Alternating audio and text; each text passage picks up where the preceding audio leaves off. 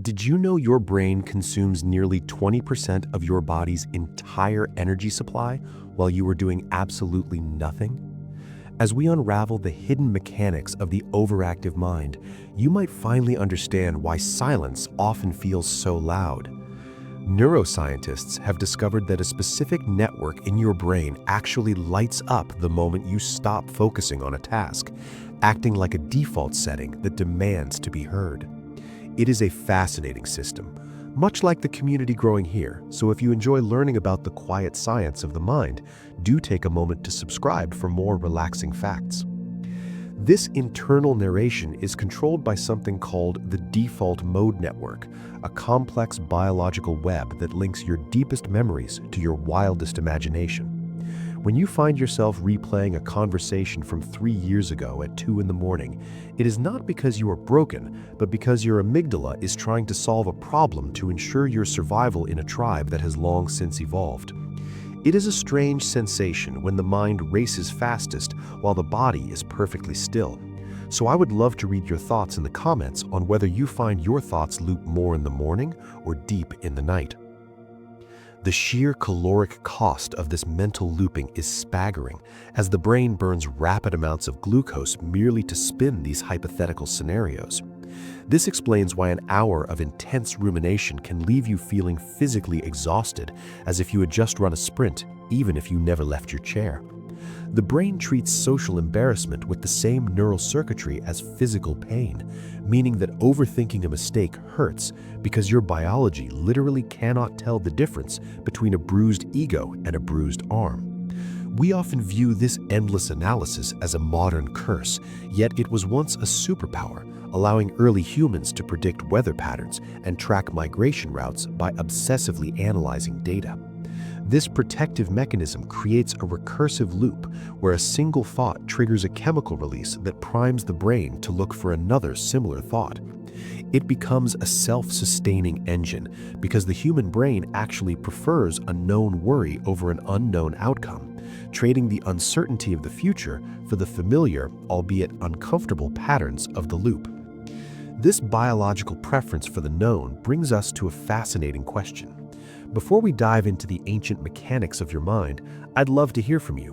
What is one completely harmless thing your brain tries to frantically protect you from when you are trying to sleep? Is it a cringe-worthy memory from high school or a worry about a meeting that actually went fine? Share your experience in the comments below, as realizing how universal these midnight false alarms are can be incredibly grounding. This protective mechanism functions on what psychologists call the smoke detector principle. Evolutionarily speaking, your brain is engineered to make mistakes, but only in one specific direction. Nature decided long ago that it is infinitely better to have 1,000 false alarms, panicking when there's no real danger, than to miss a single real threat. If you hear a rustle in the grass and assume it's a predator, but it turns out to be just the wind, the cost is relatively low. You feel a spike of adrenaline, you waste a few calories, and you feel a bit foolish. However, if you assume it is just the wind and it turns out to be a predator, the cost is everything. Therefore, your mind is calibrated to err on the side of caution, treating every uncertain thought as a potential catastrophe just to be safe. The problem arises because this ancient alarm system, primarily centered in the amygdala, has not received a software update in nearly 200,000 years. It cannot distinguish between physical peril and social discomfort. To your amygdala, an unopened email with a vague subject line produces the same chemical reaction as spotting a lion on the savannah. The stress response, the racing heart, the shallow breathing, the intense focus is identical. We're walking around with prehistoric hardware trying to navigate a modern world filled with abstract stressors. Your body prepares you to fight a bear or run from a wolf, but you are simply lying in bed worrying about a deadline. This is often called an evolutionary mismatch, where the environment has changed faster than our biology can adapt. In this light, your overthinking is actually a sign that your system is working exactly as it was designed to. In fact, you are likely here today specifically because your ancestors were worriers. The relaxed, carefree humans of the distant past who didn't stress about the coming winter or the strange noise at the cave entrance often didn't survive long enough to pass on their genes.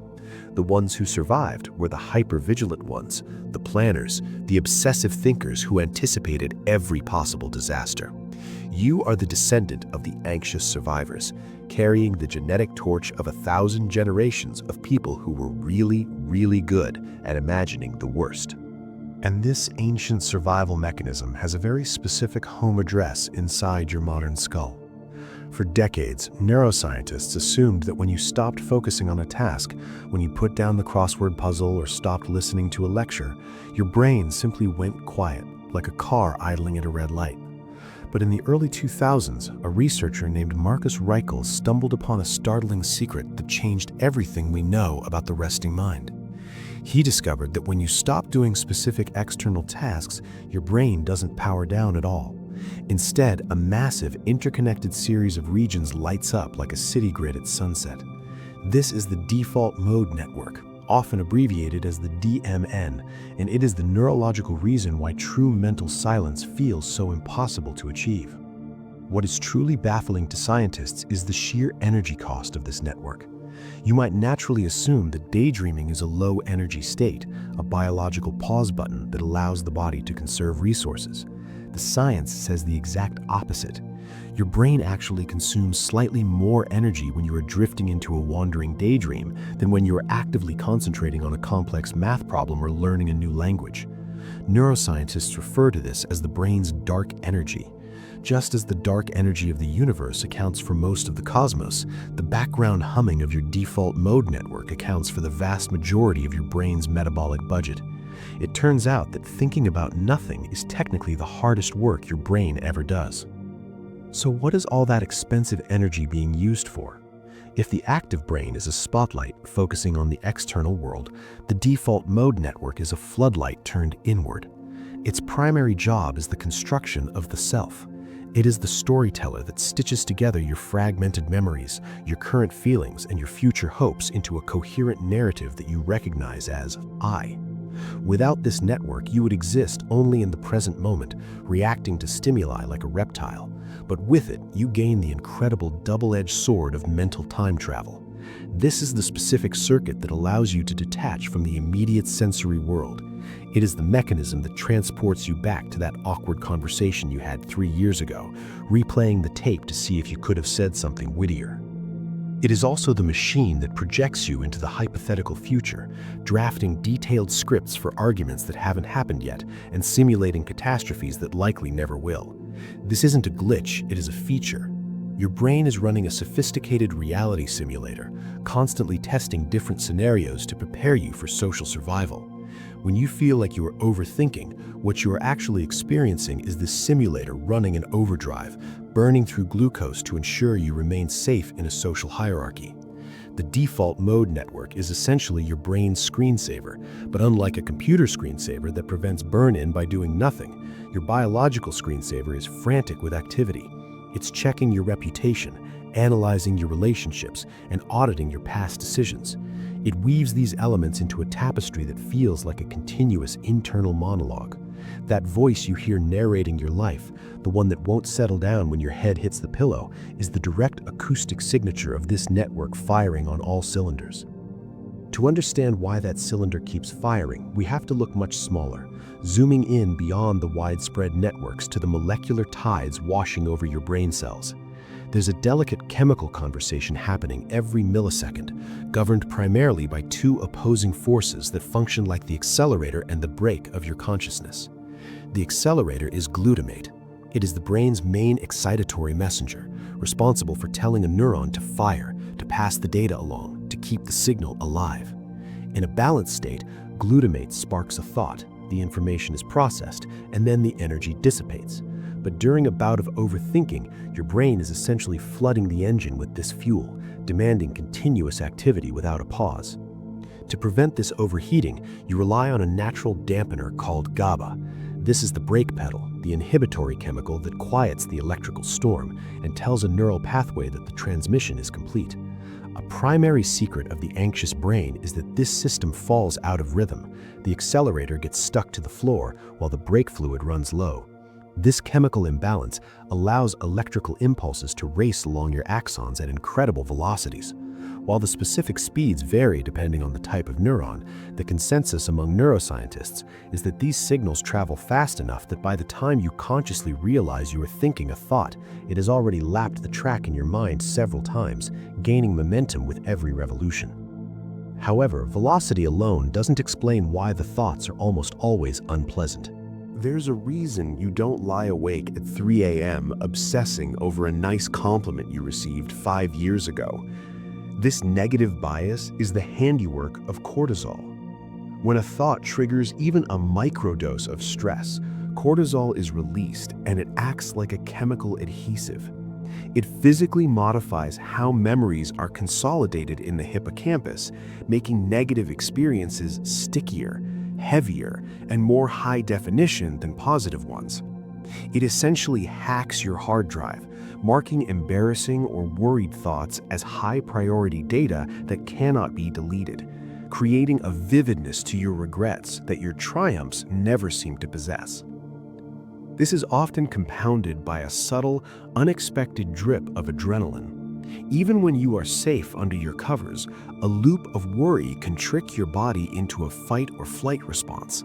Adrenaline is designed by evolution to demand immediate action, so it hijacks your logic center and labels trivial concerns, like a slightly awkward text message, as life or death threats. It creates a chemical illusion of urgency, making it feel physically unsafe to stop thinking about the problem, locking you into a vigil for a danger that exists only in the chemistry of your own synapses. And this chemical trickery becomes significantly more potent the moment the sun goes down, creating a specific biological vulnerability that scientists have pinpointed as the primary cause of nocturnal ruminations. It turns out that overthinking follows a distinct circadian rhythm, often peaking during what sleep researchers call the maintenance phase of sleep, roughly between 2 and 4 in the morning.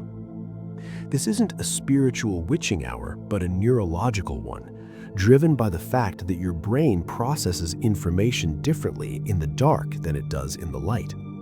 During the day, your brain is bombarded with external stimuli, sights, sounds, conversations, and tasks, which forces your neural networks to focus outward, effectively drowning out the subtle hum of internal anxieties. However, when the lights go out and the room falls silent, that external input vanishes, causing a dramatic shift in your brain's signal-to-noise ratio. Without the distraction of the physical world, the internal noise of your own narrative becomes the loudest thing in existence, amplifying minor concerns into deafening alarms simply because there is nothing else to compete with them. This is compounded by a fascinating drop in executive function that occurs as we get tired, specifically affecting the prefrontal cortex, the logical, rational part of the brain responsible for emotional regulation and future planning. Studies suggest that the prefrontal cortex is the most energy-expensive area of the brain, meaning it is the first to fatigue and go offline as the night wears on, leaving the brain's emotional center, the amygdala, largely unchecked. This creates a terrifying imbalance where the part of you that feels fear is wide awake, while the part of you that rationalizes fear is fast asleep. It explains why a problem that feels catastrophic at 3 a.m. often feels completely manageable by breakfast. The problem hasn't changed, but the neural guardrails that usually keep your emotional response in perspective have come back online with the morning light. If you have ever noticed that your most irrational thoughts always seem to arrive at a specific time of night, share that timestamp in the comments below, as it is often a shared experience among creative minds. This nocturnal vulnerability is further complicated by the body's thermal regulation, as the drop in core body temperature required for deep sleep can sometimes be interrupted by stress hormones. When you overthink, your body produces microbursts of cortisol and adrenaline, which slightly raise your core temperature, physically preventing the physiological cooling down process necessary for entering deep REM cycles. The brain, craving sensory input in the silence, begins to manufacture its own stimulation in the form of worst-case scenarios, essentially hallucinating problems to keep the neural pathways active in the absence of real-world data. It's a protective mechanism gone wrong, where the biological drive to stay alert for predators in the wild has mutated into a drive to stay alert for awkward social interactions or uncertain future events. The silence of the bedroom acts as a vacuum, and because nature abhors a vacuum, your mind rushes to fill it with the only material it has on hand, your deepest worries. And the raw material it uses most often is the past. We tend to view our memories as fixed recordings, like video files stored on a secure hard drive, waiting to be played back exactly as they occurred. But neuroscience reveals a more fluid and slightly unsettling reality about the architecture of recall. Every time you pull a memory off the shelf to examine it during a late-night bout of overthinking, you're essentially opening a document to edit it.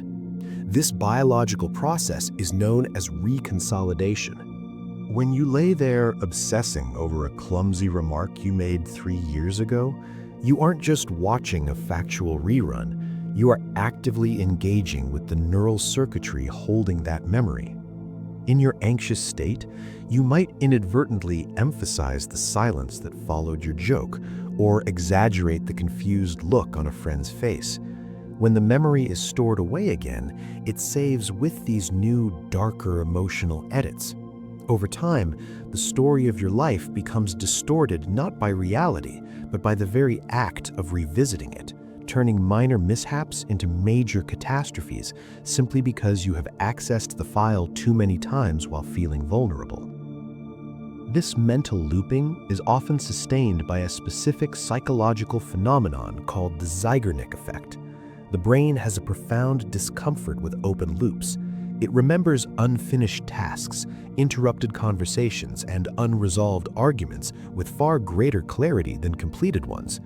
This is why you can effortlessly forget the hundreds of successful interactions you had this month, yet that one ambiguous email signature remains stuck in your working memory.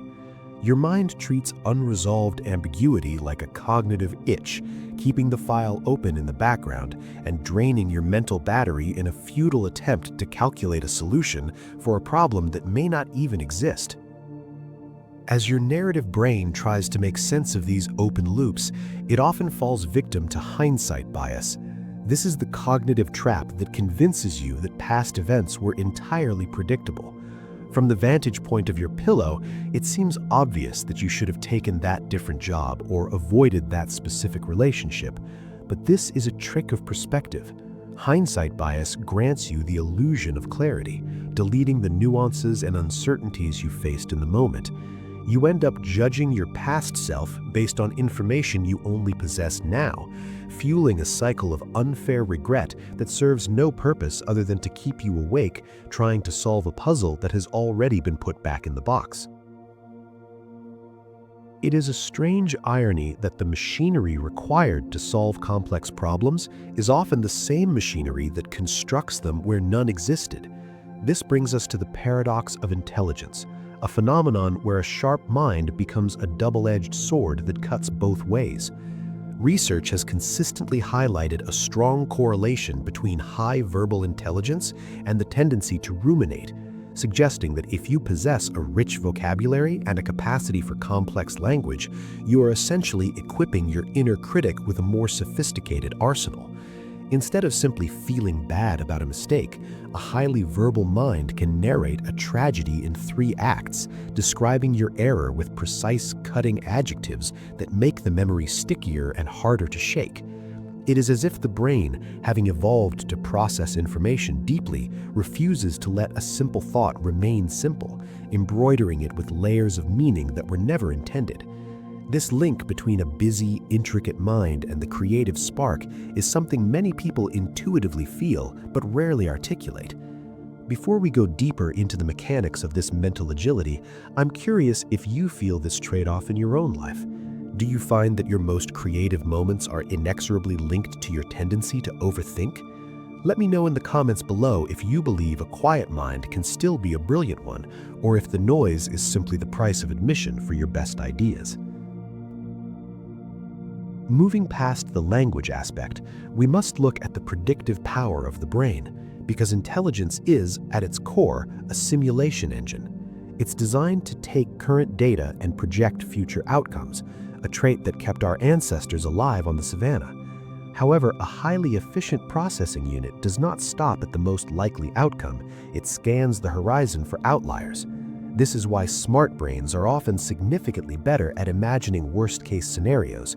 It is not that they are pessimistic by nature, but rather that they are capable of visualizing a longer chain of cause and effect. A simpler processing of an event might see a missed phone call as a mere inconvenience, whereas an analytical mind can trace a hypothetical line from that missed call to a lost job, financial ruin, and social isolation, all within the span of a few heartbeats. This vivid imagination creates a heavy burden, often described as the weight of potential. When you can clearly see 15 different ways a situation could unfold, choosing a single path becomes an exercise in mourning the 14 you didn't take. This is the root of analysis paralysis. It is rarely a lack of information that freezes you, but rather an abundance of it. The intelligent mind generates so many variables and contingencies that the act of decision-making feels less like a choice and more like a gamble with high stakes. You become trapped in the waiting room of your own potential, hesitating to open a door because you're too busy calculating what might be behind all the others, leaving you stationary while the clock continues to tick. But while your mind remains stationary, your biology is frantically busy, processing that mental friction into physical reality. This internal tension generates a continuous signal that travels down a biological superhighway known as the vagus nerve. Often referred to by neuroscientists as the wandering nerve, due to the meandering, branching path it takes through the human torso, this nerve serves as the primary fiber optic cable connecting your anxious thoughts to your vital organs. It is the longest cranial nerve in the body, stretching from the brainstem, winding past the vocal cords, touching the heart and lungs, and finally rooting itself deep in the digestive system. When you are caught in a cycle of overthinking, you're essentially flooding this communication line with high-priority distress signals, even when no physical danger exists in the room with you. This explains why a purely abstract worry about the future can suddenly quicken your pulse or make your breathing shallow. The highway is wide open and the traffic is heavy. This connection is perhaps most potent in the gut, which scientists often refer to as the second brain. This is not a poetic metaphor, but a biological reality, as the lining of your digestive system contains over 100 million neurons, more than you would find in the spinal cord or the entire peripheral nervous system. This creates a complex network called the enteric nervous system, which is capable of operating independently, but usually takes its cues from your emotional state. When overthinking strikes, the vagus nerve transmits the stress response directly to this second brain, instructing it to divert blood flow away from digestion and toward the muscles to prepare for running or fighting. This physiological shift is the origin of that familiar sinking sensation we call a gut feeling or butterflies. It is a literal chemical interruption, a disruption of the serotonin production that largely takes place in your intestines rather than your head. Have you ever noticed that your stomach seems to know you are stressed before your mind fully admits it? I would be curious to read in the comments if you tend to feel anxiety physically in your stomach or elsewhere like your chest or shoulders, as everyone's sensitivity along this nerve varies. This biological sensitivity is measured by something called vagal tone. Just as you might exercise a bicep to improve its tone and strength, your vagus nerve has a functional tone that dictates how quickly you can switch from a stressed state back to a relaxed, restorative one. Chronic overthinking acts like a constant low-grade weight on this nerve, slowly lowering your vagal tone over the years. This reduction impairs your heart rate variability, which is the subtle, healthy variation in the time interval between heartbeats. A high variability indicates a responsive, resilient system capable of handling stress. But when the mind spins in circles, that variability drops. The heart becomes rigid in its rhythm, locked in a state of defensive vigilance. This creates a powerful feedback loop where the body, sensing its own rigid tension via those upward traveling nerve fibers, sends a message back to the brain confirming that there is indeed something to worry about, fueling the very thoughts that started the cycle. This internal turbulence projects outward, creating a sensation that our inner state is plainly visible to everyone else, as if our anxiety were neon paint splattered across our clothes. This leads us directly to one of the most liberating secrets about the overthinking mind, a phenomenon psychologists call the spotlight effect. When we are trapped in a cycle of rumination, we walk through the world believing that an imaginary spotlight is following our every move, highlighting every stutter, every awkward gesture, and every small mistake for the world to critique. We assume that the people around us are an attentive audience, meticulously tracking our performance. But the quiet scientific reality is that people notice us about 50% less than we think they do. In famous studies where participants were forced to wear embarrassing t-shirts and enter a crowded room, the wearers were convinced that at least half the room would clock their humiliating attire immediately. The data showed that less than a quarter of the people even glanced their way. This massive gap between our perception of being watched and the reality of being overlooked is a glitch in our social cognition, stemming from the fact that we are the center of our own universe, and we struggle to step outside our own heads to realize that everyone else is just as consumed by their own internal narratives.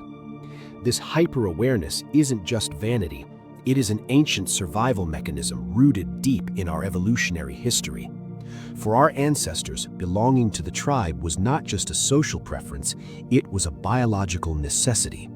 To be judged negatively, to be seen as incompetent or weird, risked expulsion from the group, and on the prehistoric savanna, solitude meant death. Your brain overthinks social interactions because it is trying to protect you from a danger that no longer exists in the same way. Treating a slightly awkward conversation at a dinner party with the same cortisol-spiking gravity as being exiled into the wilderness. This primal fear drives another common habit of the overthinker, known as mind reading. We convince ourselves that we have the telepathic ability to know exactly what others are thinking about us, and almost invariably, we assume their thoughts are negative. If a friend takes an hour to reply to a text, the overthinking brain fills that silence with a script of rejection, assuming they're angry or annoyed. If a stranger glances at us on the train, we assume they're judging our appearance. The truth is far less dramatic and far more comforting. Most people are not thinking about you because they are too busy wondering what you are thinking about them. We are all walking around in our own private bubbles of concern. Recognizing this isn't cynical, it is a profound relief. The world is not watching you with a critical eye, it is mostly just watching itself.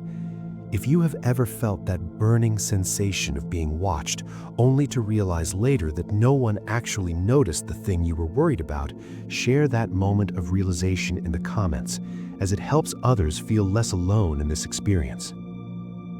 Embracing this gentle indifference allows us to step out of the imaginary spotlight and into the comfort of the shadows, where we can finally exhale. From that quiet space of observation, we encounter a different kind of exhaustion, one that isn't born of eyes watching us, but of the choices staring back at us. There is a hidden currency in the human brain, a finite reserve of mental energy dedicated solely to making executive function decisions. Every single time you decide which pair of socks to wear, Whether to reply to an email now or later, or which brand of toothpaste to buy, you are paying a tiny toll from this limited bank account.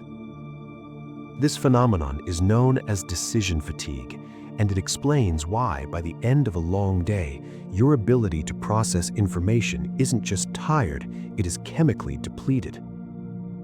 It creates a strange irony where the most intelligent, analytical minds often struggle the most with the simplest tasks. You might navigate complex professional challenges or manage difficult relationships with grace all day, only to find yourself completely paralyzed by the decision of what to eat for dinner. This happens because the brain, when low on fuel, stops distinguishing between vital decisions and trivial ones. To an exhausted overthinker, the stakes of picking a bad movie on Netflix feel surprisingly similar to the stakes of a major career move. This is why the modern ritual of scrolling through streaming services often takes longer than the episode we eventually watch. The overthinker isn't just looking for entertainment, they are unconsciously trying to solve an impossible equation where the variable is their limited free time, and the fear of wasting it turns a moment of leisure into a high-stakes investigation. Psychologists have actually categorized this struggle by distinguishing between two types of decision-makers: satisficers and maximizers. Satisficers are those who have a set of criteria, and as soon as they find an option that meets those standards, they choose it and never look back. Maximizers, however, need to know not just that a choice is good, but that it is the absolute best possible choice among all existing alternatives. If you struggle with overthinking, you are almost certainly a maximizer.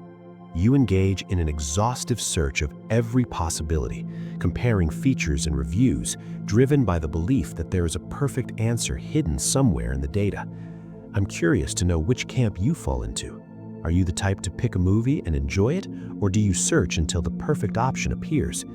Let me know in the comments if you identify as a maximizer or a satisficer, and how that affects your daily peace.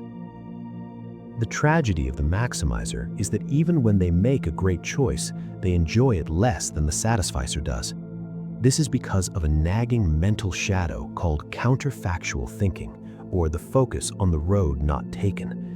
When an overthinker finally selects an option, they don't just see what they have gained, they vividly imagine the phantom benefits of the options they rejected. This concept, known as opportunity cost, makes every decision feel like a loss.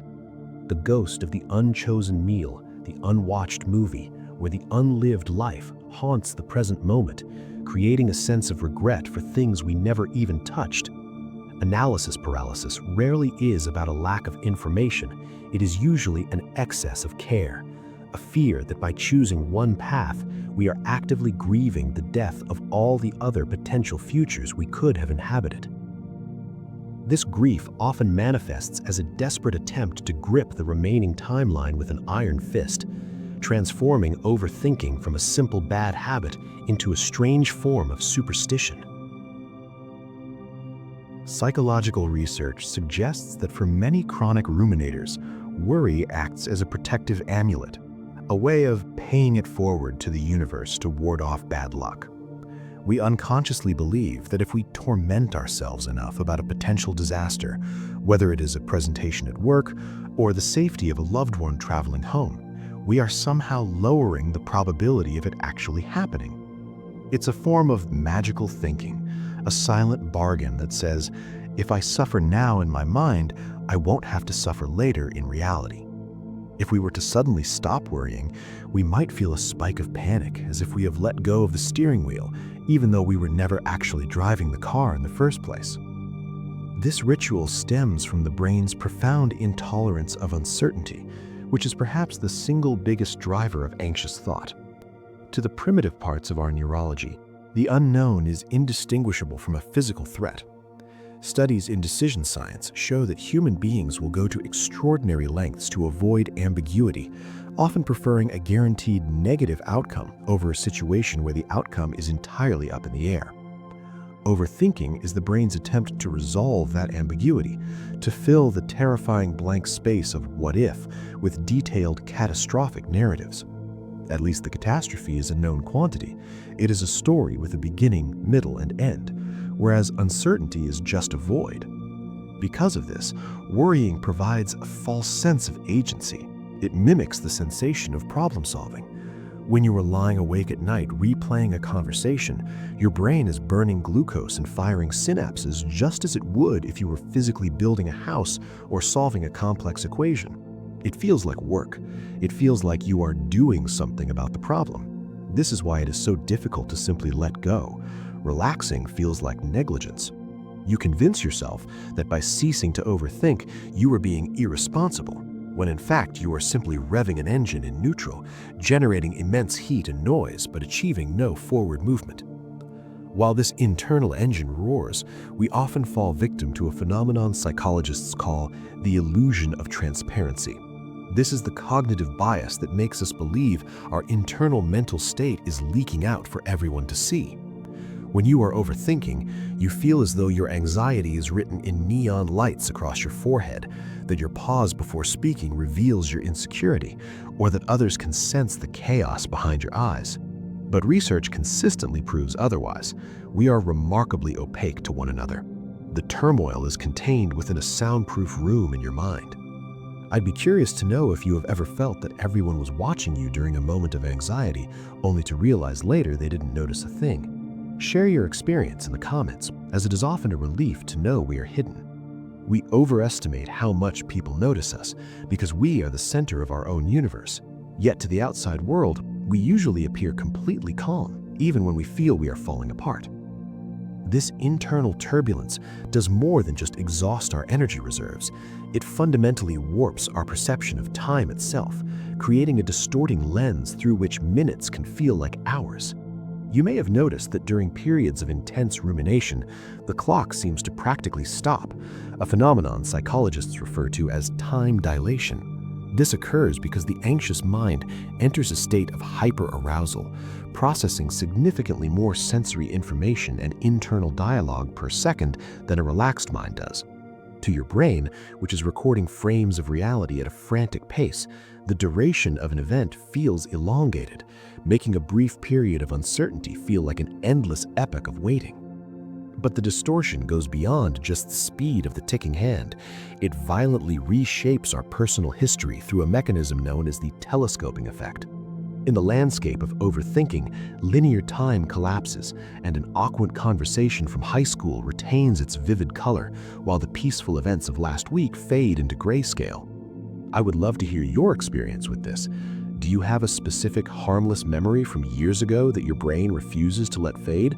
Tell us in the comments if you find yourself time traveling to the past more than you would like. While the past feels too close, the future feels overwhelmingly imminent, leading to a habitual state known as future casting. This is the act of living through events that have not happened yet, and in many cases never will. The fascinating biological truth here is that the human nervous system struggles to distinguish between a vivid visualization of a disaster and the disaster itself. When you lie awake rehearsing a difficult conversation or imagining a failure, your body releases the same specific cascade of stress hormones that it would if the event were actually taking place. You effectively suffer through the ordeal twice, once in the simulacrum of your imagination and once in reality, though reality is almost always far gentler than the mental rehearsal. This warping of time also creates a peculiar paralysis, often described as waiting mode, where a single appointment scheduled for late afternoon renders the entire morning and early afternoon unusable. If you have a commitment at 4 p.m., the overthinking mind treats the hours leading up to it not as free time, but a dedicated waiting room, freezing you in a state of chronological limbo where you cannot settle into other tasks because your mental resources are already pre-allocated to the future event. We become time travelers who are never actually home, constantly oscillating between a regretful yesterday and a fearful tomorrow, leaving the present moment uninhabited and slipping through our fingers unnoticed. However, this constant oscillation is not purely a defect of the mind, but paradoxically the exact fuel required for profound creativity. It is a phenomenon psychologists call the incubation effect, which reveals that the most brilliant solutions to complex problems rarely appear while we are actively grinding away at them. Instead, they bubble up from the depths of the subconscious precisely when the mind has wandered off the leash, surfacing while you are taking a warm shower, driving down a familiar road, or simply staring at the ceiling. For the chronic overthinker, this is a secret advantage, because your mind is continuously churning in the background, making obscure connections between distant concepts that a more focused linear mind would likely miss entirely. Consider the mechanism of divergent thinking, a cognitive trait heavily associated with both anxiety and innovation. While convergent thinking seeks a single, straight-line answer to a problem, divergent thinking explores multiple possible solutions simultaneously, generating a vast web of ideas that branch out in all directions. The overthinker practices this continuously, albeit often in the form of worrying about every conceivable outcome of a social interaction or a future event. When this mental habit is redirected from fear to creation, however, it becomes a formidable superpower, allowing you to visualize possibilities where others see only walls. This connection is not merely anecdotal. Scientific studies have repeatedly found a significant correlation between neuroticism, a personality trait defined by emotional sensitivity and rumination, and high levels of artistic achievement. The logic is compelling, as the same sensitivity that causes you to perceive threats that aren't there also allows you to perceive beauty, patterns, and emotional nuances that remain invisible to the average person. We often view the inability to filter out stimuli as a weakness, a condition known scientifically as low latent inhibition. Most brains automatically ignore the hum of the refrigerator, the texture of a shirt, or a background conversation to focus on a primary task. The wandering mind, however, struggles to filter this noise out, letting a flood of sensory information in. While this can feel overwhelming in a crowded room, it also means your internal library of sensations and observations is vastly larger than average. You simply have more raw material to draw from when writing a story, composing a melody, or solving a design flaw. I'm curious if you have ever felt this specific link yourself. Tell us in the comments if your best ideas tend to arrive when you are worrying, or if they strike when you are finally relaxed and doing something completely mundane. Reframing your busy mind in this light changes the entire experience of your own thoughts. Instead of viewing your mind as a broken machine that refuses to power down, you might begin to see it as a high-performance engine that simply needs a track to race on. The ability to vividly imagine future disasters is, at its core, a feat of powerful imagination. The person who can construct a detailed, terrifying narrative about a presentation going wrong has the exact same neural architecture as the novelist who constructs a gripping thriller. The machinery is identical, only the direction of the output differs. But while the novelist writes for an audience, the overthinker performs for a harsh critic that lives entirely within their own mind. This brings us to a distinct and often misunderstood psychological boundary, the vast ocean of difference between striving for excellence and succumbing to perfectionism. On the surface, they look identical. Both involve high standards and hard work, but their internal engines run on completely different fuels. Excellence is the drive to see how high you can climb. It is expansive, forgiving, and focused on the joy of the craft. Perfectionism, however, is not about the climb at all. It is about the desperate need to never slip. It is a defensive move, a heavy armor worn not to win a race, but to avoid the pain of judgment or blame. It is fascinating to realize that perfectionism is rarely about the work itself. Psychological research suggests it is almost always a defense mechanism against shame. We convince ourselves that if we look perfect, act perfect, and produce perfect work, we can preemptively shield ourselves from criticism. It is a magical form of thinking, a belief that we can control the perceptions of others through sheer force of will and flawless execution.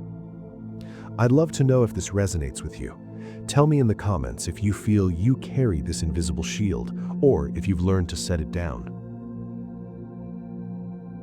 When this shield becomes too heavy, the brain slips into a specific cognitive distortion known as all or nothing thinking.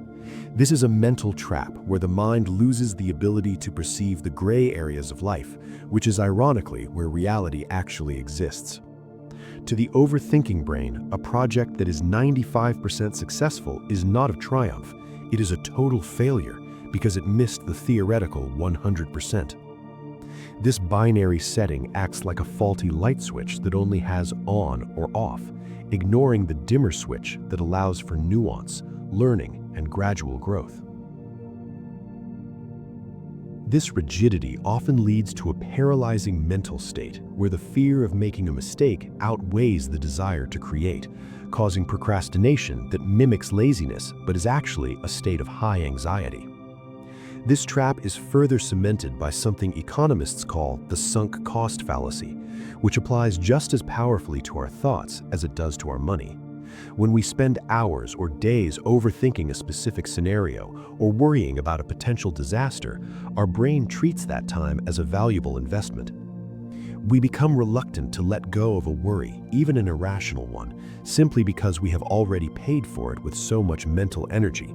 We feel that abandoning the thought process now would mean those hours of anxiety were wasted, so we continue to dwell on the negative narrative, throwing good mental energy after bad, locked in a cycle of rumination simply because we don't know how to walk away from the investment. This persistence is rarely just about stubbornness. Often, it is wired into our neurology through a trait known as sensory processing sensitivity.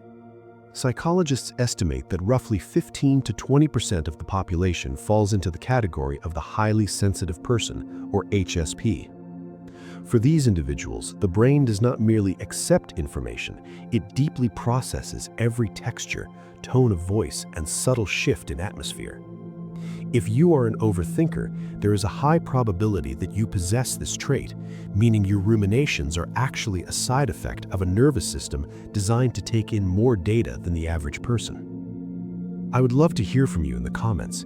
Do you identify as a highly sensitive person, and do you feel this sensitivity fuels your tendency to overthink? Please share your perspective below. This biological reality links directly to the function of mirror neurons. These are specialized cells in the brain that fire both when we perform an action and when we observe someone else performing it. In the mind of an overthinker, these mirror neurons are often exceptionally active. When you see a slight furrow in a friend's brow, your brain mimics that emotional state internally. You do not just intellectually understand that they might be upset, you physically feel a shadow of their distress. This leads to a unique form of rumination where you are not only processing your own thoughts, but also metabolizing the absorbed emotions of everyone around you. You overthink the interaction because your brain is trying to resolve feelings that don't even belong to you. This absorption explains why overthinkers often struggle with what is called the social hangover. After a period of socializing, you might feel a profound need to withdraw and decompress. This is not necessarily because you are introverted, but because you have been performing a continuous high-speed analysis of social dynamics. You have been calibrating your behavior in real time to match the energy of the room, scanning for microaggressions or shifts in mood to ensure safety and harmony. The subsequent overthinking, the late-night replay of what you said, is actually a cooling down period for a brain that has been running a complex empathy simulation for hours. We often view this constant calibration as a flaw, labeling it as insecurity or neuroticism. However, if we flip the lens, we discover a hidden secret about the overthinking mind. It is an instrument of profound connection. The same mechanism that causes you to worry if you spoke too much is the same mechanism that allows you to be deeply attuned to the needs of others. The overthinker is often the first to notice when a loved one is silently struggling. This hyper-awareness creates a reservoir of intuition that allows for a depth of relationship that others might miss. Your anxiety is simply the shadow cast by your immense capacity for empathy, a sign that you care deeply about the connectivity between yourself and the world. But this deep connectivity is often hijacked by a primitive biological mechanism that acts surprisingly like a chemical dependency. We often mistake dopamine for a molecule of pure pleasure, imagining it as the reward we get when we finish a task or eat a delicious meal. Yet neuroscientists know it acts more accurately as a driver of desire, a chemical that pushes you to seek rather than to simply enjoy.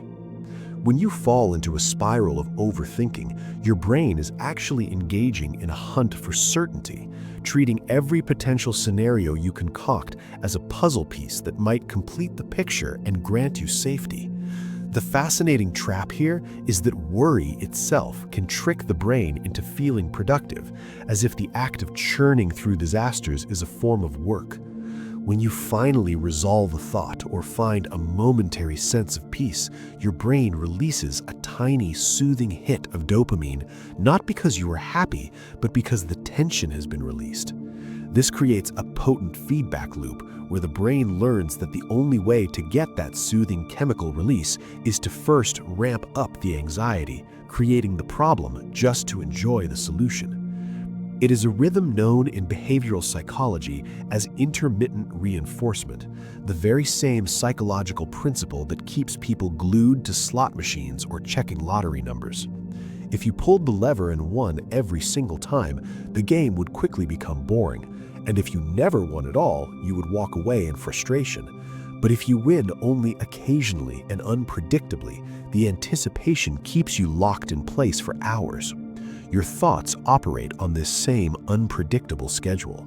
Most of your worries never come true, and most of your mental calculations yield no new answers. But every once in a while, your overthinking actually predicts a problem or solves a riddle. That one rare success reinforces the habit more strongly than 1,000 failures could ever break it, convincing your subconscious that the constant churning is necessary for survival. This internal loop is mirrored and magnified by the external world, specifically the glowing rectangles we hold in our hands. Every time you check your phone for a message, a news update, or a reaction to a post, you are physically manifesting the overthinking process. You are pulling the lever of the slot machine, looking for a signal in the noise. This constant checking fragments your attention span, shattering your focus into tiny, jagged shards in a phenomenon researchers have started calling popcorn brain. Just as kernels of corn burst open in a pot with rapid, unpredictable pops, your thoughts begin to fire erratically, jumping from one stimulus to the next without ever settling into a deep, cohesive flow. The brain becomes accustomed to this high-speed switching, finding silence and sustained thought uncomfortable, not because you lack the capacity for depth, but because the neural pathways for rapid gratification have become superhighways, while the winding country roads of slow, contemplative thinking have fallen into disuse. This disuse of the slow, meandering paths is often compounded by a fascinating biological mechanism called latent inhibition, which serves as the brain's primary gatekeeper for incoming data. In a typical nervous system, latent inhibition automatically filters out the vast majority of environmental stimuli, the steady hum of a refrigerator, the texture of a shirt against the skin, or the peripheral movement of leaves outside a window, tagging them as irrelevant so the conscious mind remains uncluttered. However, for the chronic overthinker, this filtration system is often remarkably porous, resulting in what psychologists call low latent inhibition, a state where the brain refuses to categorize background noise as safe to ignore. This is the hidden reason why you might be the only person in a quiet room who can physically hear the high-pitched whine of electricity flowing through a wall charger or the subtle ticking of a watch buried 3 layers deep in a drawer. Your brain is treating these minute sensory inputs with the same high-priority status as a sudden shout or a flashing warning light, refusing to dampen the signal. It's a biological inability to inhibit the latent information that others simply do not perceive. I would love to know if you experience this sensitivity. Tell me in the comments if you are someone who has to sleep in absolute silence, or if you notice small sounds that seem to be invisible to everyone else around you. This constant, unfiltered influx of data explains why overthinking is not merely a mental habit, but a physical endurance test. Every sound you process, every movement you track, and every texture you notice requires a microdose of glucose and oxygen to compute. The thalamus, a small structure deep in the brain responsible for relaying sensory signals, becomes overworked in the overthinking mind, failing to close the gates on repetitive stimuli. Consequently, sitting in a busy coffee shop or navigating a crowded supermarket can leave you feeling physically depleted, a phenomenon known as sensory fatigue. You are not just thinking about your own thoughts. You're subconsciously mapping the trajectory of every person in the aisle, processing the flickering of the fluorescent lights, and decoding the fragments of overlapping conversations, all while trying to remember your grocery list. This heightened sensitivity is inextricably linked to the startle response, which tends to be significantly faster and more intense in those prone to rumination. Because the nervous system is already dialed up to detect threats in the noise, a sudden door slam bypasses the logical brain and hits the amygdala directly, causing a cortisol spike that takes far longer to dissipate than it does in the average person. This is why the restorative power of low-stimulus environments is not just a preference for comfort, but a neurological necessity for recovery. Silence, in this context, is not merely the absence of sound, it is the cessation of data processing. When you enter a space with soft lighting, muted acoustics, and minimal visual clutter, you are manually performing the gating function that your brain struggles to do automatically. It allows the thalamus to rest and signals the parasympathetic nervous system that there is no incoming data stream to analyze, finally granting permission for the deep, winding country roads of the mind to reopen for traffic. Yet, even when the highway of the mind clears, there is often one lingering shadow that follows high achievers into the quiet of the night, a psychological phantom known as the imposter phenomenon. It is a curious paradox of the human condition that those who are most competent are often the ones most plagued by the fear of being discovered as a fraud. This specific brand of overthinking does not target the novice, but rather the expert, whispering that your accomplishments are merely the result of luck, timing, or a clerical error in the universe's filing system. It forces the brain to conduct a relentless internal audit, reviewing every accolade and promotion through a lens of suspicion, searching for the evidence of incompetence that simply isn't there. What fuels this fire is a fascinating cognitive distortion known as pluralistic ignorance. This is the silent agreement where we each doubt ourselves privately, but believe that everyone else is navigating life with absolute certainty. You look around a boardroom, a classroom, or a dinner party, and you see composed faces, steady hands, and confident postures. Your overthinking brain concludes that they possess an instruction manual for existence that you were never issued. But the secret reality is that they are looking at you and thinking the exact same thing. We compare our chaotic, anxious interiors with everyone else's polished, curated exteriors, creating a skewed data set that the analytical mind accepts as truth. Because no one speaks of their doubt, the doubt creates a sense of solitary confinement, convincing you that your insecurity is a unique defect rather than a shared human experience. This mental habit transforms the joy of success into a source of anxiety. Instead of celebrating a job well done, the overthinking mind views it as raising the stakes.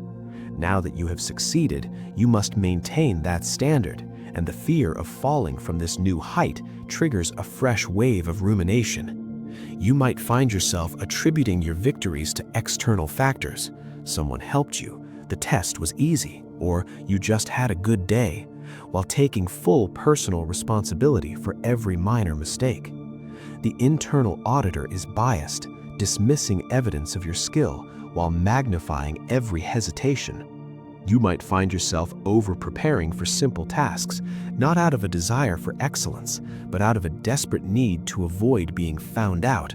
Or conversely, you might procrastinate until the last minute to give yourself an excuse if the result isn't perfect. There is a soothing biological irony here, however, which can help dim the lights on this anxious stage. This doubt is often a signal of high intelligence. The Dunning-Kruger effect suggests that true incompetence is often accompanied by supreme confidence because the incompetent lack the knowledge to realize what they do not know. If you are awake at night worrying that you are not good enough, that very worry is often the strongest evidence of your competence. You are aware of the complexities, the nuances, and the vastness of what there is to learn. Normalizing this feeling takes away its sting. When you realize that the feeling of being an imposter is just a standard operating procedure for a growing brain, a side effect of expanding your comfort zone, the internal auditor can finally clock out. You can acknowledge the thought, "I feel like I don't belong," and treat it not as a fact, but as a mental reflex, a quiet hiccup in the neural circuitry that signifies you are pushing boundaries, not faking them. This circuitry, however, is currently operating in an environment it was never designed to navigate. We often forget that for the vast majority of human history, information was scarce, precious, and strictly local. If you learned a new fact, it likely concerned the weather, a food source, or the immediate safety of your tribe. Your brain evolved to treat every piece of incoming data as critical for survival. Today, that same prehistoric processing unit is living in a digital metropolis, bombarded by the 24-hour news cycle. This creates a phenomenon known as information toxicity, where the sheer volume of data acts as a pollutant to your mental clarity. The brain has a novelty bias. It releases a tiny hit of dopamine every time it encounters something new. In the past, this kept us curious and alive. Now it keeps us trapped in a loop of overthinking as the mind frantically tries to categorize and store millions of bytes of irrelevant data as if they were life or death instructions. This mismatch between our biology and our technology is most evident in the modern compulsion known as doom scrolling. While it often feels like a bad habit or a lack of willpower, it is actually a misfiring survival instinct. When you scroll through negative headlines late at night, your brain is attempting to gather intelligence on potential threats. It operates under the archaic assumption that if you just gather enough information about the danger, you can control it. The problem is that digital feeds are infinite. In the physical world, a storm passes or a predator leaves, giving your nervous system a clear signal that the threat is over, allowing you to return to a rest state. On a screen, the threat never resolves. There are no stopping cues, so the body remains in a state of low-grade chronic arousal, with cortisol simmering in the bloodstream, keeping the mind alert and searching for a resolution that the internet cannot provide. Compounding this exhaustion is a hardwired cognitive limit known as Dunbar's number. Anthropologist Robin Dunbar suggested that the human brain is only capable of maintaining stable social relationships with approximately 150 people. This is the size of the average Neolithic village. Our emotional capacity is finite. We have a limited budget for empathy and social tracking.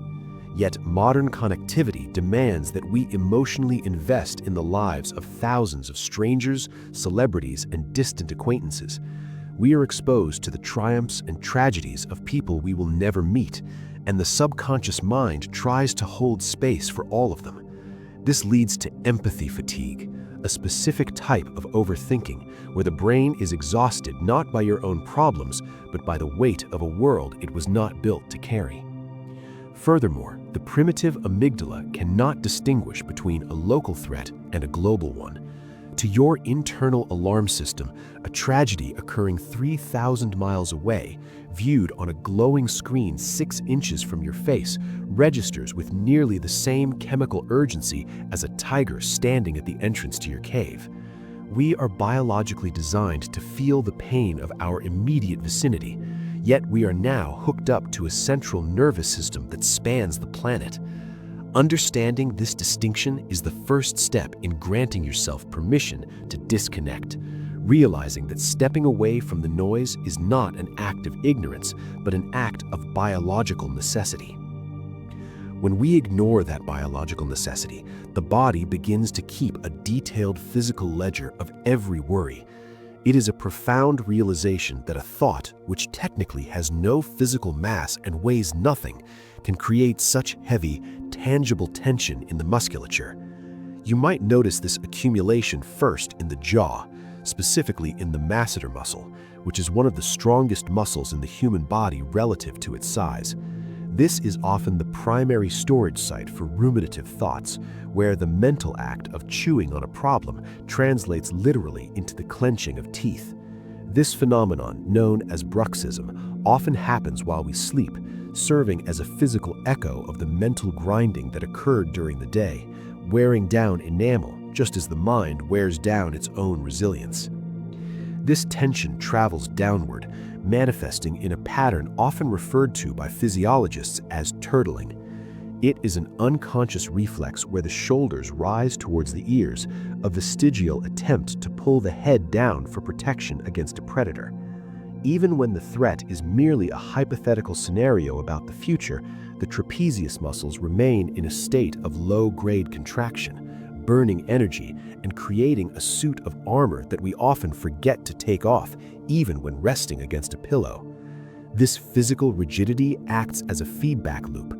A tense body signals to the brain that there is indeed a threat, which in turn generates more ruminative thoughts to identify the danger, causing further tension. Below the musculature, the cost of overthinking extends deep into the enteric nervous system, often described as the second brain residing in the gut. There is a direct, high-speed communication line called the gut-brain axis, and it's incredibly sensitive to the frequency of your thoughts. When the mind is stuck in a loop of worry, it signals the body to divert energy away from rest and digest functions and towards fight and flight readiness. This chronic suspension of optimal digestion does more than cause discomfort. It alters the actual landscape of your microbiome. Stress hormones released during rumination can shift the bacterial balance, reducing the diversity of beneficial microbes and impacting the production of serotonin, nearly 90% of which is produced in the gut, creating a cycle where physical imbalance further fuels mental unease. But perhaps the most invisible and startling cost occurs at the microscopic level, deep within the cellular architecture. Inside your cells, chromosomes are capped by protective sheaths called telomeres, which function much like the plastic tips at the ends of shoelaces that prevent them from fraying. Extensive research suggests that the sustained release of stress chemicals associated with chronic rumination can actually shorten these telomeres, effectively accelerating the aging process of the cells themselves. It is a sobering biological truth that dwelling excessively on the past or fearing the future can literally consume the vitality of the biological present. The body is designed to handle stress, but it is also designed to discharge it. In the natural world, an animal that escapes a predator will shake, tremble, or run to burn off the adrenaline, physically signaling that the danger has passed. This is known as completing the stress cycle. The problem with modern rumination is that we rarely complete the cycle. We sit still while our minds run marathons, leaving the body steeped in a chemical cocktail of readiness with nowhere to go. Without that physical release or a clear signal of safety, the body remains in a suspended state of high alert, waiting for a resolution that the thinking mind refuses to grant. That suspended state often seeks a target, and lacking a physical predator, the mind turns its surveillance toward the social environment. We are biologically encoded to scan our tribe, not just for safety, but for standing. Evolution printed a deep instruction into the limbic system that equates social status with survival, because for our ancestors, being at the bottom of the hierarchy meant receiving the last scraps of food and the least protection from the elements. This ancient drive creates a fertile ground for overthinking known as status anxiety. Your brain is constantly calibrating your position relative to others, releasing serotonin when you feel respected and secure, and triggering cortisol when you feel ranked lower. This pushes you to ruminate on conversations and social cues, obsessively replaying interactions to fix your standing within the group. This mechanism malfunctions in the modern age through a psychological phenomenon known as relative deprivation. This theory suggests that human satisfaction is almost never absolute. It is entirely comparative. You can possess a warm home, abundant food, and total safety, yet if you perceive that your peer has slightly more, your brain registers a deficit effectively indistinguishable from a threat. Overthinking hijacks this comparative instinct, obsessing over the gap between your internal reality and someone else's external projection. We frequently forget that we are comparing our own unedited, messy behind-the-scenes footage with everyone else's carefully curated highlight reel. We intimately feel the chaotic process of our own lives, but only see the polished result of others, leading to a distorted reality where everyone else seems to have the script while we are improvising without rehearsal. The brain struggles to distinguish between a digital avatar and a tribal rival, meaning a scroll through a feed can trigger the same inadequacy alarm as being shunned by the village elders. This digital window into the lives of others often sends us tumbling down endless paths of information seeking, looking for answers or distractions that rarely satisfy the underlying itch. It is easy to lose hours drifting through data we never intended to find, gathering trivia instead of peace. Since we are discussing the odd corners of the mind and the places our curiosity takes us, I would love to hear from you. Tell me in the comments, what is the most specific, perhaps entirely useless fact you have ever learned while falling down a late-night internet rabbit hole? Stepping back from that noise reveals the antidote to this comparative spiraling, a state of mind coined as JOMO, or the joy of missing out. Unlike its anxious cousin, fear of missing out, which insists that a better moment is happening elsewhere, JOMO is the emotionally intelligent realization that the best place to be is exactly where you are. It is a deliberate choice to disconnect from the frantic energy of the collective to reconnect with the quiet rhythm of the self. Studies on contentment suggest that limiting the flow of social information drastically reduces the cognitive load required to constantly update our self-image. By opting out of the race, the brain stops running the simulation of what if and settles into the reality of what is. It allows the overactive default mode network to disengage from social calculation, providing a profound sense of relief that comes not from achieving more, but from requiring less to feel complete. This creates a perfect opening for what is perhaps the most powerful yet underutilized tool in the human psychological toolkit, a phenomenon known as metacognition. While the term sounds clinical, it describes something deeply spiritual and profoundly calming, the ability to step outside of your own mind and observe it working. This is the secret distinction between being the storm and watching the storm. Most of the time, when you are caught in a loop of overthinking, you are fused with your thoughts. You do not just experience worry, you become the worry. The thought, "I am not enough," feels like a solid fact, a heavy stone in your pocket that defines your reality. However, metacognition introduces a tiny wedge of space between the thinker and the thought. It allows you to realize that you are not the voice in your head, you are the one who is listening to the voice. This shift in perspective is subtle but revolutionary. Imagine sitting in a dark movie theater. When the movie is intense, you forget you are in a seat. You tense your muscles when the hero is in danger. You cry when the tragedy strikes. You are lost in the screen. Metacognition is the moment you suddenly notice the edges of the screen, the smell of the popcorn, and the comfort of the chair. You remember that you are essentially safe in the audience, merely witnessing a projection. This is not just a philosophical trick, it is a biological mechanism that alters your brain chemistry.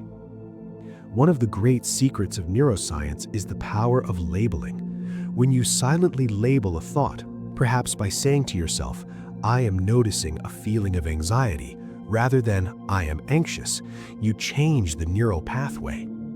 Studies utilizing brain imaging have shown that this simple act of labeling, called affect labeling, dampens the activity in the amygdala, the brain's emotional alarm center. By moving the activity from the emotional center to the prefrontal cortex, the logical center, you physically reduce the chemical potency of the thought. The thought remains, but its ability to hijack your nervous system evaporates. This practice reveals the existence of the observer self.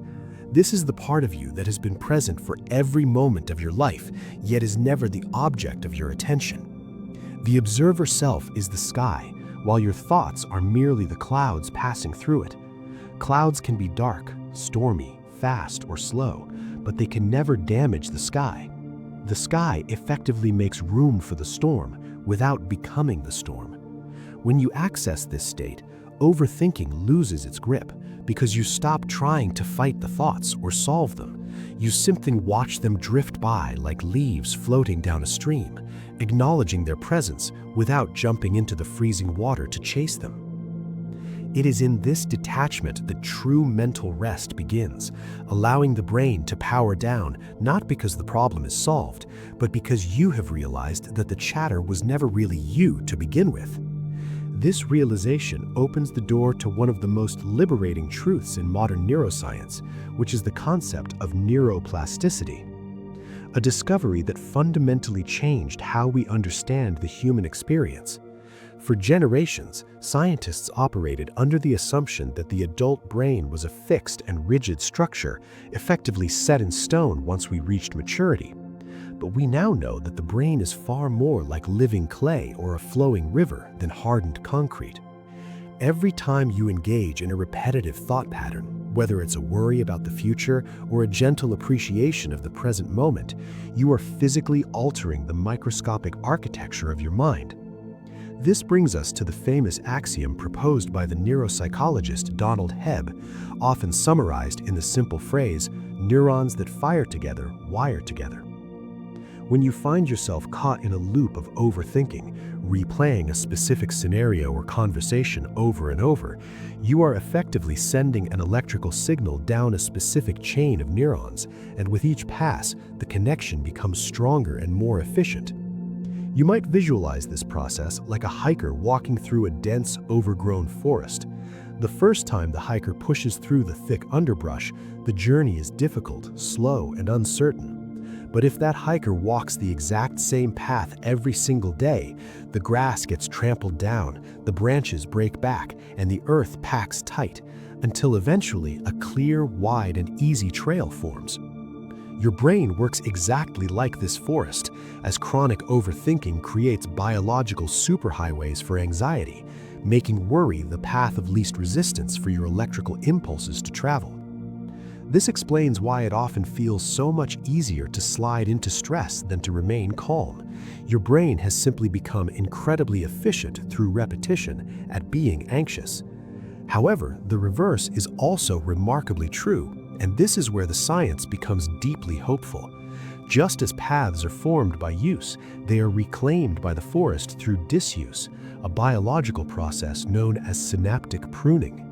When you gently guide your attention away from a worry loop, you stop feeding energy to that specific neural connection, and over time the link weakens and eventually disconnects, effectively allowing the forest of your mind to grow over the old trails of anxiety. Research into practices like gratitude has shown us just how profound these physical changes can be, proving that thankfulness is not merely a fleeting emotion, but a tool for structural engineering.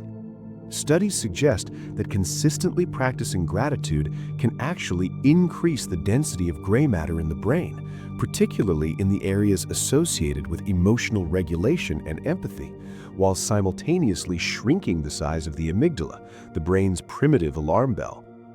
This means that by consciously shifting your focus to what is working well in your life, you are building new infrastructure, laying down fresh tracks for your thoughts to travel upon that naturally veer away from distress.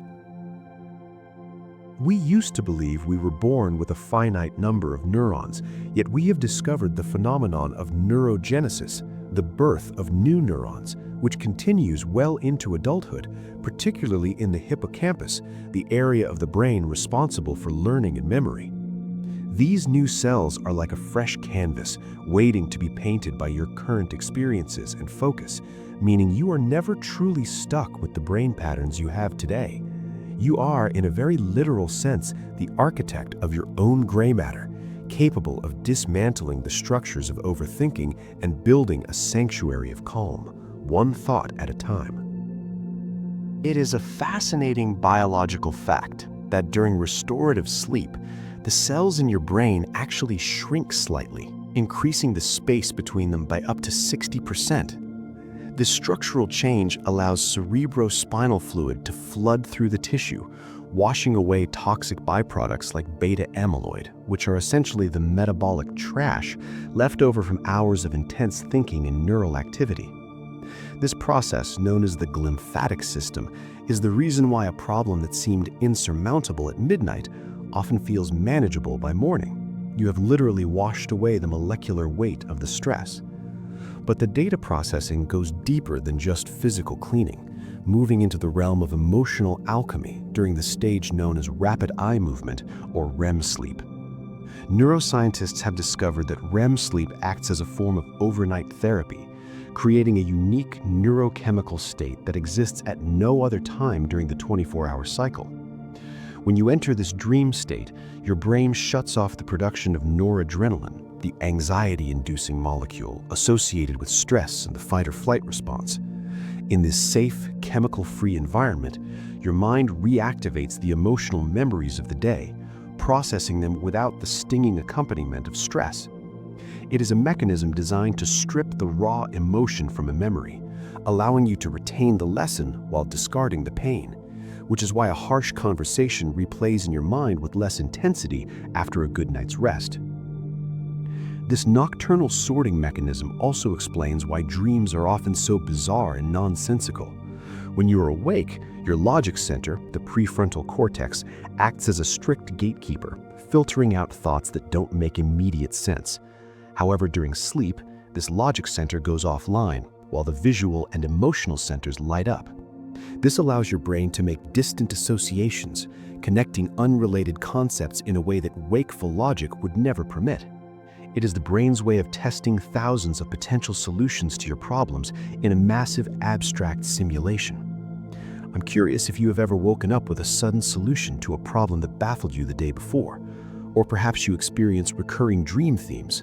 Let me know in the comments how your dreams seem to process your daily stress. This phenomenon is often why we are told to sleep on it.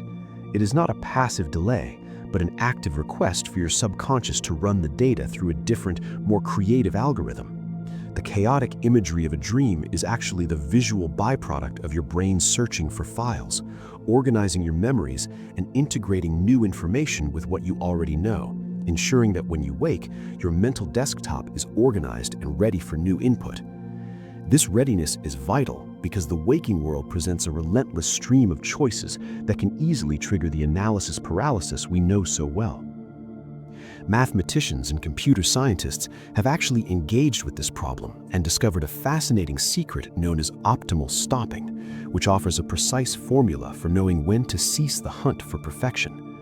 It is famously illustrated by the 37% rule, which suggests that if you are searching for a new apartment or even a potential partner, you should spend the first 37% of your time just looking and gathering data without making a commitment. Once that 37% is passed, the math says you should immediately choose the very next option that is better than everything you have seen so far. This mathematical truth reveals that you do not need to analyze every single possibility to get a superior result. In fact, continuing to search past that point yields diminishing returns and only serves to increase your anxiety. This aligns perfectly with a psychological concept introduced by Nobel laureate Herbert Simon, who distinguished between two types of decision makers: maximizers and satisficers. Maximizers are those of us who overthink, compulsively checking every review and every price, terrified that there might be a slightly better option hidden on page 10 of the search results. Research indicates that even when maximizers find a technically superior option, they are often less happy with it because the process of finding it was so mentally expensive. In contrast, satisficers set a standard for good enough, and once they find something that meets that criteria, they accept it and move on, preserving their mental energy for things that truly matter. I would love to hear your perspective on this. Tell us in the comments if you tend to be a maximizer who needs to see every option, or a satisficer who is content once the basic boxes are checked. There is a profound efficiency in lowering the bar to this level of realistic satisfaction, a release that is celebrated in the ancient Japanese philosophy of wabi-sabi. This worldview centers on the acceptance of transience and imperfection, finding beauty in the rough edge of a ceramic bowl or the weathering of an old wooden beam.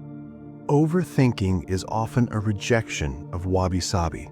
It is a refusal to accept that life is inherently messy and incomplete. When we obsess over the perfect conversation or the perfect outcome, we are trying to polish a crack that is meant to be there. Embracing the idea that things can be imperfect and still be wonderful allows the brain to exit the loop of criticism and enter a state of appreciation. This acceptance also clears the way for intuition, which is often far more powerful than we give it credit for. We tend to view intuition as a vague feeling, but neuroscientists describe it as pattern recognition on high speed. When you overthink, you are often using your slow, analytical, conscious mind to override the massive processing power of your subconscious. There's a famous study involving strawberry jam, where participants who were asked to overanalyze and list reasons for their preferences actually ended up choosing jams that tasted worse according to experts, whereas those who just trusted their gut picked the high-quality ones. Your brain frequently knows the answer long before you can articulate the reason, and sometimes the smartest thing you can do is simply stop thinking and trust the data you have already processed. But when the internal noise becomes too loud to hear those subtle instincts, your body offers a physical override switch that operates entirely independent of your thoughts. There's a direct, hardwired communication line between the length of your exhalation and your parasympathetic nervous system, which is the specific branch of your neurology responsible for rest, digestion, and recovery.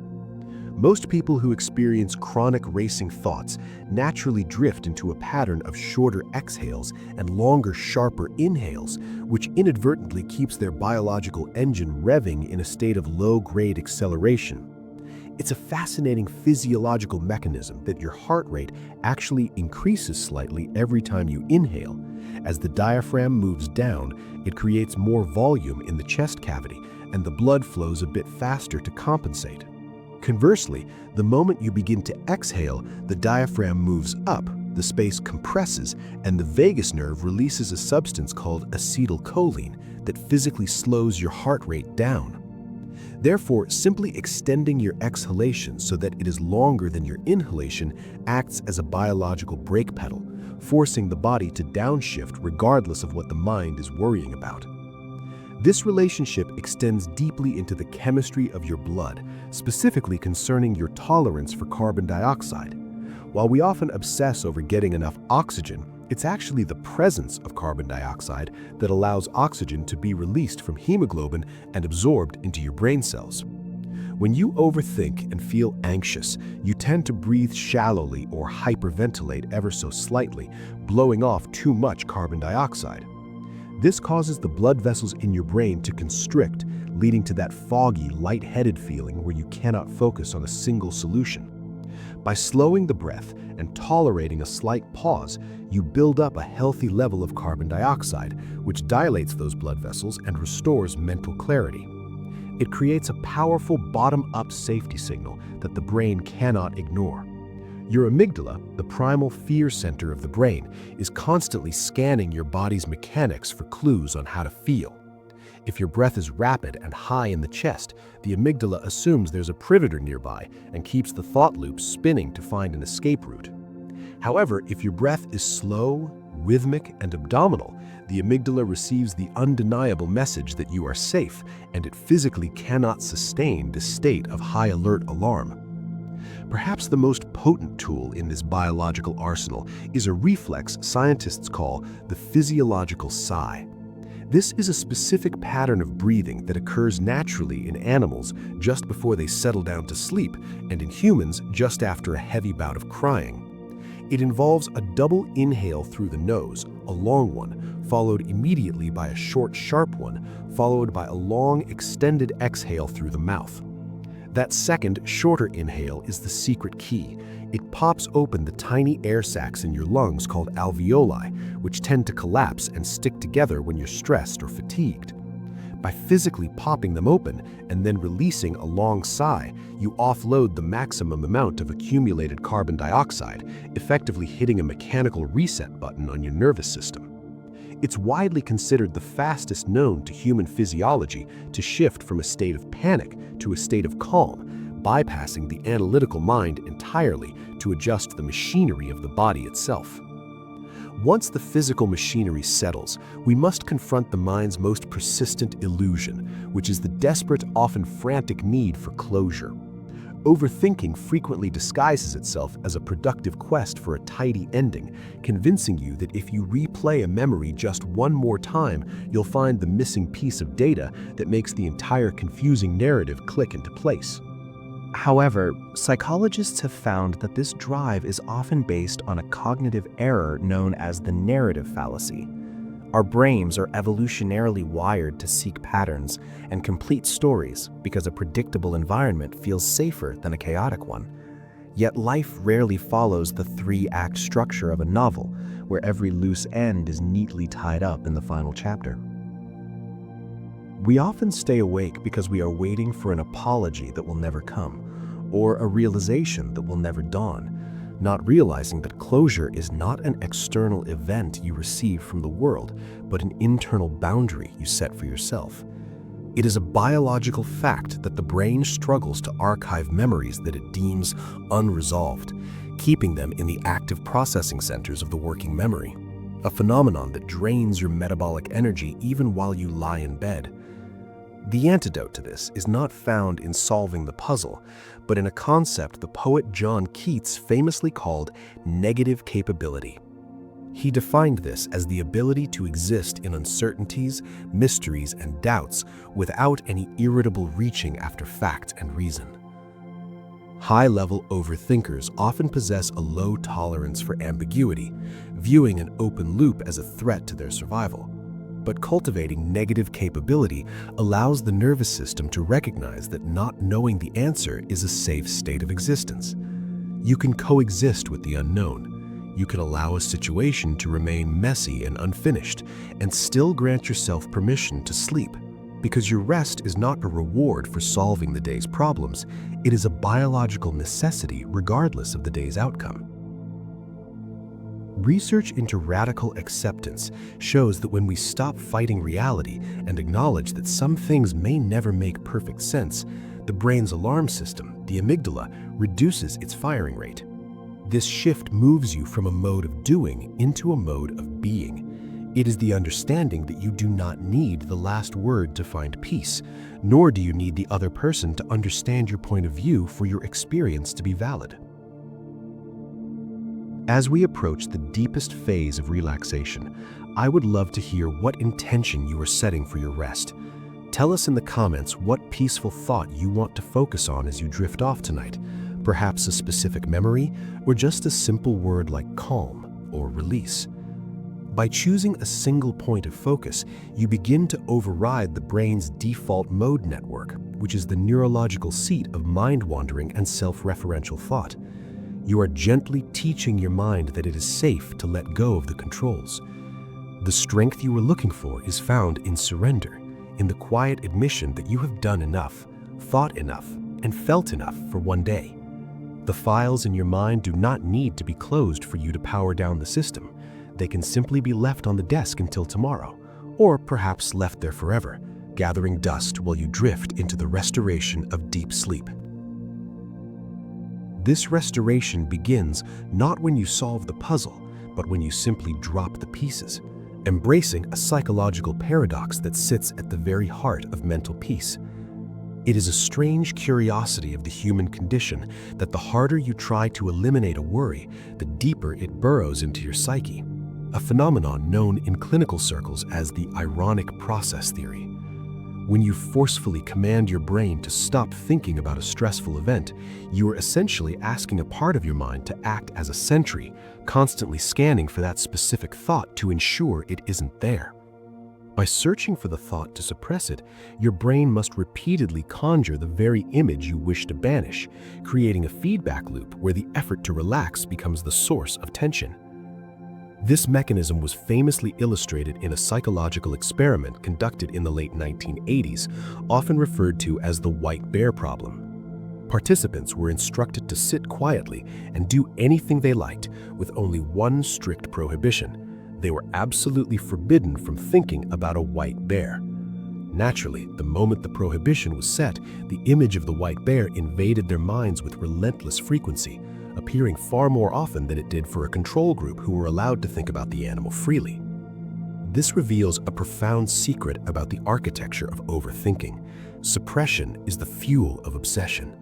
The mind does not have a delete button, only a search bar, and trying to delete a file only keeps it highlighted on the screen. The antidote to this mental trap is found in a technique known as cognitive diffusion, a cornerstone of acceptance and commitment therapy. This approach suggests that we suffer not because of the content of our thoughts, but because we become fused with them, treating a fleeting sentence in our head as an absolute, unchangeable reality. Cognitive diffusion invites you to alter the language you use internally, shifting from saying, "I am anxious," to the more accurate observation, "I am noticing that I am having the feeling of anxiety." This subtle linguistic shift creates a buffer zone, a momentary space between the thinker and the thought, allowing you to observe the turbulence without drowning in it. It changes the thought from a command that must be obeyed into a mere event that is happening, much like a noise in the street or a fluctuation in temperature. This practice leads to the beautiful, sleep-inducing metaphor of treating thoughts like weather patterns moving across a vast, open landscape. In this visualization, your consciousness is the sky, immense, permanent, and untouched, while your worries are simply clouds drifting by. Some clouds are dark and heavy, promising storms, while others are light and wispy. Yet the sky itself is never damaged by the weather it holds. It merely provides the space for the clouds to pass by. Radical acceptance is the act of becoming that sky, realizing that you do not need to blow the clouds away or analyze their shape to find peace. You simply let them float, acknowledging their presence without attaching a narrative to them, watching them drift from the left side of your mind to the right, until they inevitably dissolve into the horizon, leaving nothing but the clear, dark tranquility of the night behind them. In this emptiness, you may find yourself slipping into a psychological phenomenon known as flow, a state where the thinking mind finally takes a back seat to the doing body. It is often called being in the zone, but scientifically it is known as transient hypofrontality, a complex term that simply means the front part of your brain, the home of the anxious planner and the relentless critic, temporarily goes offline to save energy. When this happens, the distinction between you and the activity you are performing dissolves, and for a blissful stretch of time, the overthinking voice is rendered silent because the brain literally lacks the active processing power to sustain it. This suggests that your brain is actually wired for peace, treating the quiet mind not as an anomaly, but as a high-performance setting that you can access by simply engaging fully with a single task, whether it is painting a canvas or simply folding laundry. Within this flow, you might notice something even more subtle, a secret hidden in the architecture of your own neurology, which is the space between thoughts. Just as music is created not just by the notes, but by the silence between them, your consciousness is defined by the gaps where no mental chatter exists. Neuroscientists have observed that thoughts are not a continuous, solid stream like water, but rather discrete events, meaning there is always a microscopic pause, a gap of pure silence before the next thought arises. By paying attention to this gap, you begin to realize that the noise in your head is not a permanent fixture, but a series of fleeting clouds passing through a much vast, empty sky. This realization leads to the profound understanding that you are not your mind, a distinction that serves as the ultimate antidote to mental exhaustion. If you can observe your thoughts drifting by, listening to them as if they were a radio playing in the next room, then logically you cannot be the thoughts themselves. You are the silent, aware listener. This separation creates a buffer zone, a safe psychological distance where you can watch a worry appear, acknowledge its existence, and let it pass without ever needing to board the train of that thought and ride it into anxiety. I'm curious, have you ever experienced a moment where you felt completely separate from your racing thoughts, watching them as a calm observer? Share your experience in the comments, as describing it often helps solidify that sense of peace.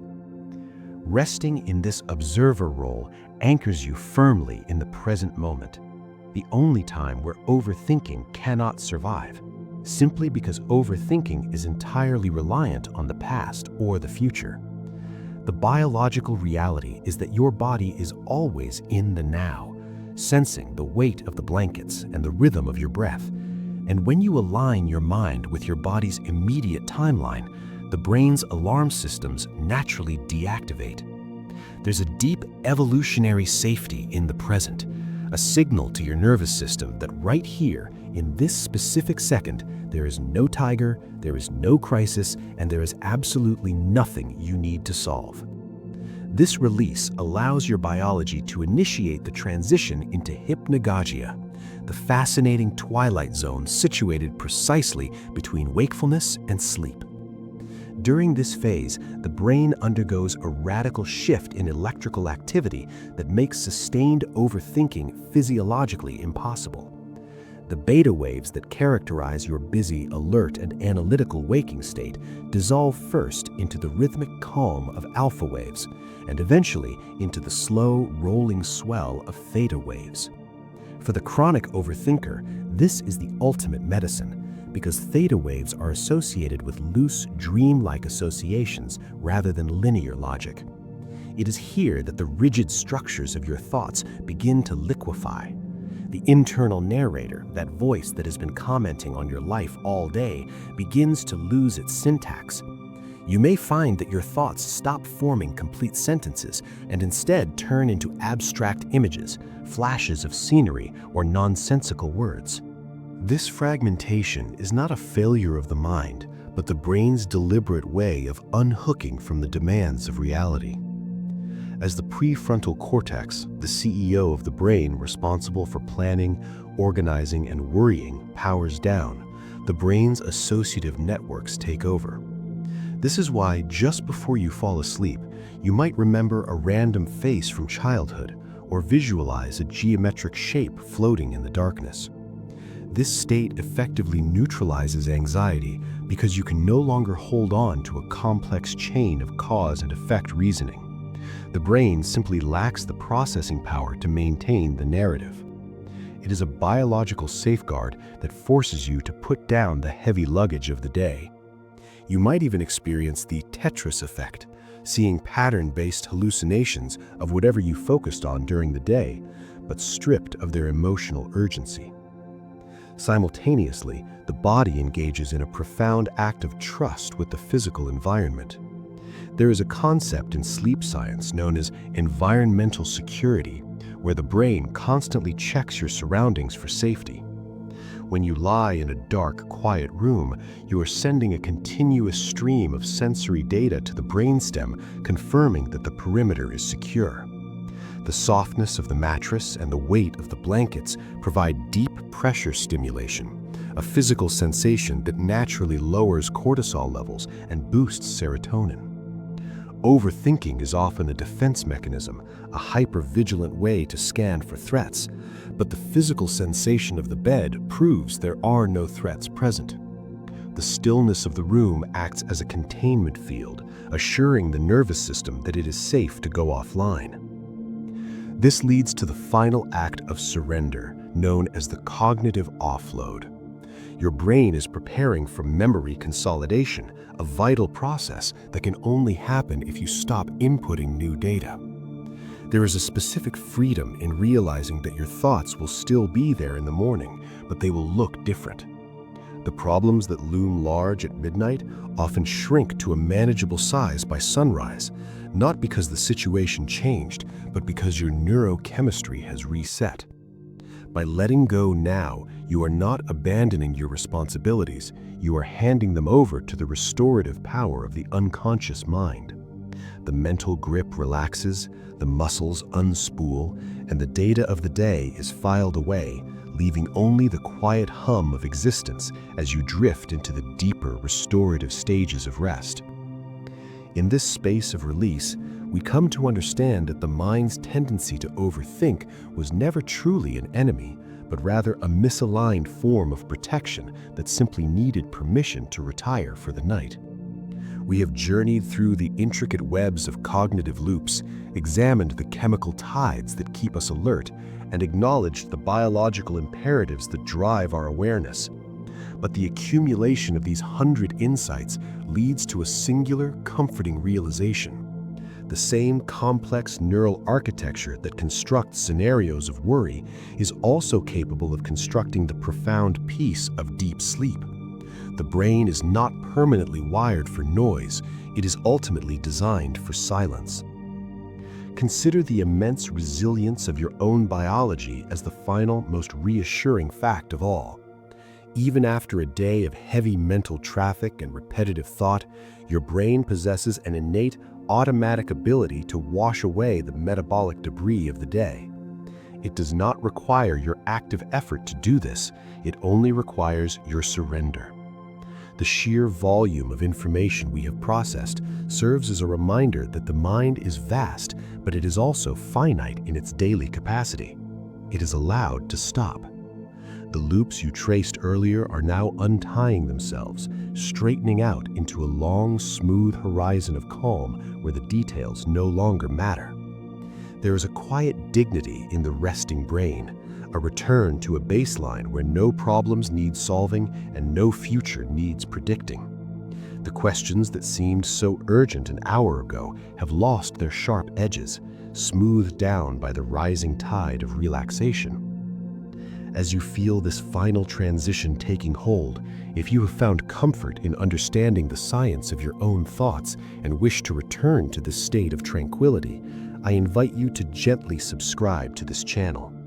By joining us, you ensure that there will always be a calm voice ready to guide you through the wonders of the world and into the restorative embrace of sleep. We will continue to explore the fascinating corners of reality together, one relaxing night at a time, building a library of peace for your evenings. Now the concept of overthinking itself begins to fade, becoming just another word that loses its meaning as the heaviness of sleep settles in. There is nothing left to analyze. The data has been reviewed, the safety checks are complete, and the system is powering down. You are left with the simple, rhythmic truth of your own breathing, a steady anchor in the soft darkness. The mind is a beautiful instrument, and its most beautiful song is silence.